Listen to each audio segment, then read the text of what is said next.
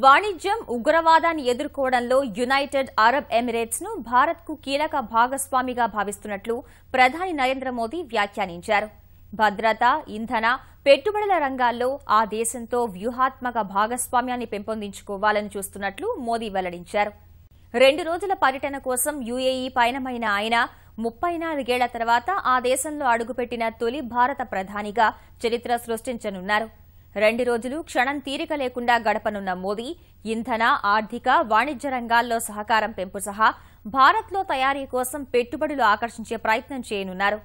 తొలుత అబుదాబి చేరుకోనున్న ప్రధాని ద్వైపాక్షిక అంశాలు సహా ఐఎస్ ఉగ్ర సంస్థ వ్యాప్తిని అడ్డుకోవడంపై యువరాజు Sheikh Mohammed bin Zayed, UAE ప్రధాని మహమ్మద్ బిన్ రషీద్తో సోమవారం విస్తృత చర్చలు జరుపుతారు.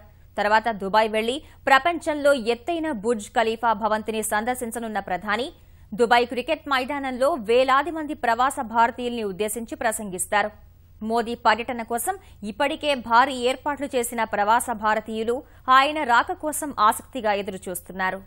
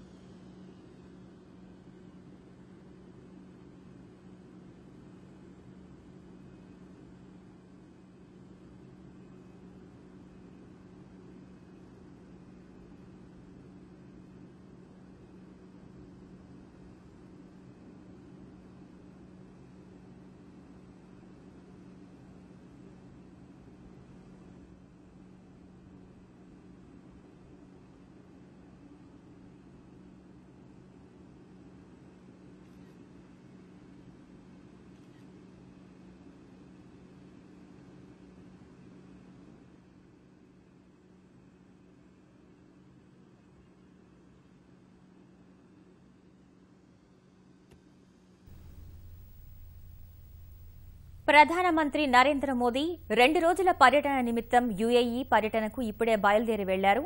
ఆ దృశ్యాల్ని మనం చూస్తున్నాం.